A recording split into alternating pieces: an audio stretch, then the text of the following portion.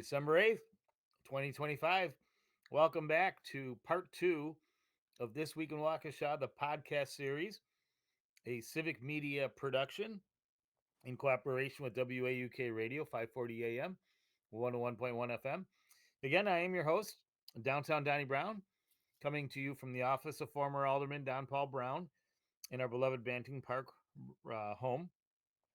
Again, it's my honor to have my wonderful producer, the mighty Max Martinson, grabbing the reins tonight from the comfort of his Cream City home near the MATC campus. And joining me again in part two from the other side of our beloved Banting Park, my successor in the Common Council, First District Alderman, the Honorable Mike Chrisien. Mike, welcome back.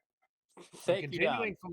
continuing from the first podcast, we were talking about when I was in the council, I would hear some complaints that people didn't feel as the city's business to do event planning. When you think of all the different, the beer gardens and um, winter jamboree and some of the other events, and that seemed like legitimate concern. But when you look at the job that the city does and the people that they're involved with, I'd say they make a really great effort. So it kills me to say this, but it does beg the question: has there been or should there be a review of what resources the city invests, staff and otherwise, on running these events versus where they to contract with private sector businesses, preferably Waukesha businesses, so make the economy more circular?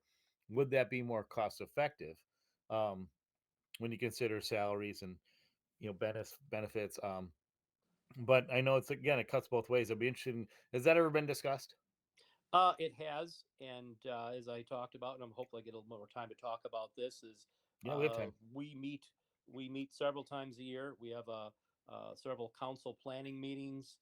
We have a couple coming up in just where we work with top city administration. Um, Tony Browne, our city administrator, and the other departments he represents.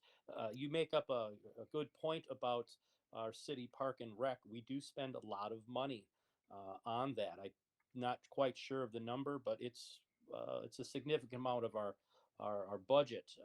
I'll quote Waukesha County is 8%, but Waukesha County, their parks, they can legally have entrance fees. We do not have entrance fees, but something the Right. city of Waukesha is very blessed with, and through a couple of my volunteer organizations, I volunteer with the volunteers with the city of Waukesha Park and Rec. We have excellent corporate sponsorship. Some things have been talked about. I'm not on the Park and Rec board, but Mm-hmm. look up and coming Waukesha Jamboree always has excellent, always has, and as far as I'm concerned, always will. Great corporate sponsorship. Yeah. Baseball games, soccer games, flyers, T-shirts, signage. It always has local businesses. Some of the business may be a national chain of hospitals or a local chain of hospitals. Most things are right here. I'm not going to name any names, but Mm-hmm. various medical facilities, various other banks right here in the Waukesha area, and locally owned business as well. So there is a fee. Obviously, the fee that we charge for our events, our things at the Shootsy Center, the Rotary Building, dancing, tumbling, card game playing. There's always something that we just got the book in the mail, and it's. I think it's even bigger this year. But there are always talks about reducing. I don't think we can reduce it down to 8%, like Waukesha County does. But again, Right. alders are talking about cost reduction, cost savings. But what we can't have a cost savings with a reduction of what people want is the quality of services. We have a lot of parks. We have a lot of city buildings. Um, we want to have as many events as possible, but we can't raise the fees too many. Um, just like there is a non-resident fee, there's a resident fee. So Right. fees increase. Again, I'm not on Park and Rec. I don't Sure. recommend that. My wife and I attend a couple a year. Uh, Nice. as far as we attend a lot of park and rec things, but as things in the book at the Shootsy Center, stuff like that. Now that our kids are grown up, almost empty nesters, we don't do as many as we used to. But now we get to do some fun couple stuff. Hmm. Nice. Um, that's going to lead me to another good question, and now I think I forgot it. Oh, do you think the Parks and Rec do they do because they have spaces that people can rent? Like I was explaining to I think it was Scott Allen when he first announced he was running for mayor. He invited me for a glass of wine, and I was telling him how the new Buckner pool has a private space that people can use for an indoor private space that people can use year round for parties, birthday parties, and team parties, whatever that is. And Scott had mentioned that he never knew that was that was there. And do you think does the city do a good job of promoting or marketing its event space? As revenue generators. Well, Mendiola, they just built, or excuse me, we just voted to have a concession stand at the expanded soccer fields, and they're hopefully saying with the rented space for the entire year, Mm, nights, days, weekends, not just during soccer season. I think they play some lacrosse out there too, but the hmm. city events, it's year round. Obviously, it's not real active this time of year with the snow everywhere, but Right. the building, once it's there, will have some things. I know I attend some things in my volunteer organizations. We will rent that out just for recognition ceremonies, retirement parties, the Mm, Shootsy Center, and the Rotary Building. There is a lot of them. And they are a lot more centrally located instead of going to a hotel and renting out right. a venue Yeah. for 300-400 people. You need a venue Yeah. for 50 people. The city Yeah. has that, and you can find that all on the city website, and also in the thing we all just got in the mail, the Sure. resource guide. It's in there, so the Hmm. city does have it on their website, the mailings, and just call up the city staff. They'll talk about it. So as far as Sure. advertising, promoting that, I don't think they've necessarily had to, but based on your conversation, um, it sounds like we could get the word out there even more. Especially the amount of social media the cities are doing it. If they have permission to capture, say, like we had my daughter wanted a big Sweet 16 birthday party, our oldest a few years, but it was right before COVID hit. And we had it at the Rotary Building, and it was a really nice event. And the cost of rent was pretty reasonable. So there was no friends and family discount for Alderman as hard as I tried. But Right. Same um, thing with not for profits. There is a cost for it because the city does have to come in, clean it, even yeah, though you could and they do do a the. good job of that too. Yeah, but you have to have city staff come in, Yeah. open the bathrooms, make sure it's clean, turn the Mm, lights on, lock it up when it's done, make sure it's ready for the next people. mm, And I mean, look at locations, both Shootsy and Rotary, right, nice park right by a yeah. body of water. And, Yep. there's outside space, there's inside space. So if you want to have something on the outside and all of a sudden, you don't like the weather, wait five Yeah. minutes in Wisconsin. Oh, hey, let's move it inside. So it's nice that the city has that available. Sounds good. Sounds good. Um, what else would? Oh, the one big question I had because there's been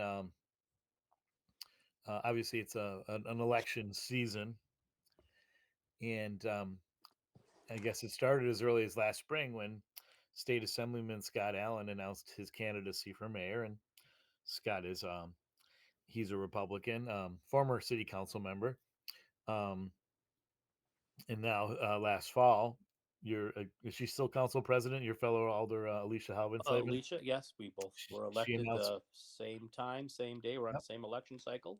that's right. Yeah, and you're in your second term, correct?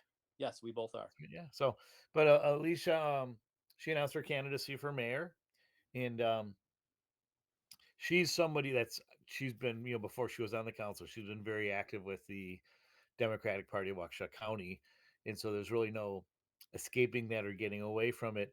Um, are you concerned at all that because the one thing I was really proud to be a part of the council was that it was by law nonpartisan, as was the mayor and the mayoral race, but in this situation, It's kind of hard to get away from that. Like, does that concern you at all? That our local politics, our city politics, that we pride ourselves in the nonpartisan tradition, that it is becoming more partisan. On the alderman side of things, it's we all have things we believe in, and obviously, the more you believe in them, I'm a huge volunteer, and where I work, I'm out there. You know, I'm everywhere, so Right. I'm known by those things. So the two people you just mentioned, they are both out there doing some things. Scott Hmm. Allen, I'm not in his district, so Yeah, me neither. he's he's at every parade. He's at every uh, It's Friday Night very Live stuff omnipresent for like that. sure. Yeah. Yep. And then Hmm. Alicia, she's an alder, common council, in her district's downtown, part of her district. So she is everywhere as well. You are known by what you do. I don't really do any social media. That's the only way I would know Right. how these uh, candidates spend their time doing their things. I mean, I see Right. them both at Friday Night Live. I see them Hmm. at the parade, tree lighting. This is the first one I Right. missed in a very long time. Hmm. So, on common council wise, I don't really think it affects us because, again, we're so involved in what's best for our district and what's best for our city.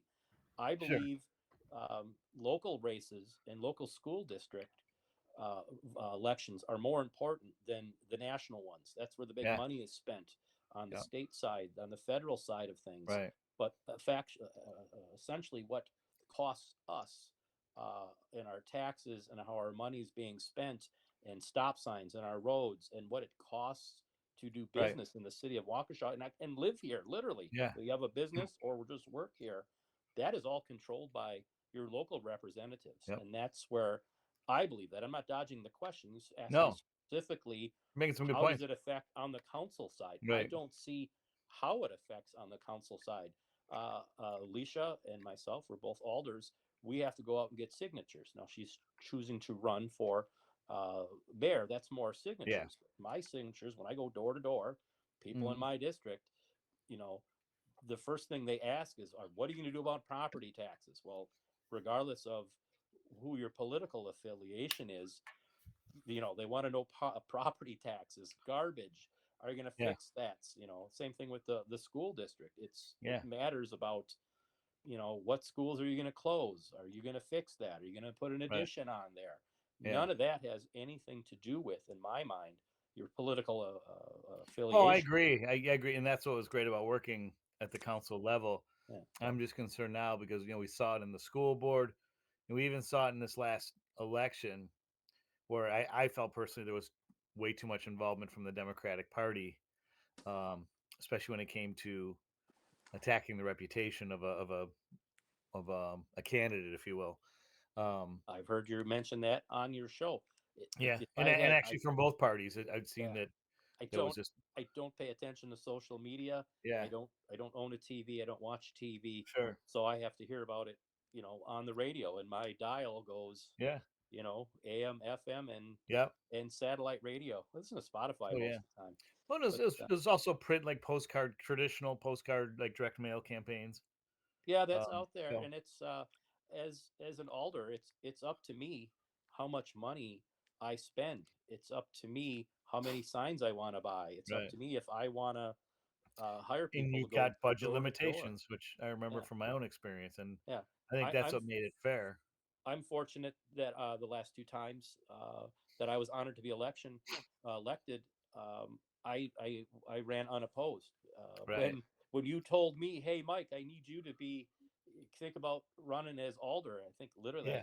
I had 10 days, and I went, Yeah. I got to go buy some signs because I didn't know. I thought I could still lose with write-in votes, but Sure. you know, I bought $400 Oh worth of yeah. signs, and I I didn't need them. There's no like, hey Mike, you should run for alder. This is a list of things you need. I remember the day I that I got swore in. yeah. You drove over and said, "Hey Mike, you're going to need all these things to be an alderman." Yeah. Yeah, because um what was it? When I ran the first time, my predecessor Terry Theme said he wasn't going to run, but because he changed his mind a couple times, his name remained on the ballot, and I basically lost by 12 absentee votes. I won the in-person election by 6 votes, but it was all because I was too stupid to get. I didn't think I needed signs. That I was just going to press the flash and go to door. And all those things are important. Going door to door, using social media. But I remember what Alderman Dan Mannion from the seventh district told me is that signs can't vote for you. But he said I'd never heard of anyone who's won an election without signs. And Right. they really so my when I was eventually appointed, I had to run a year later.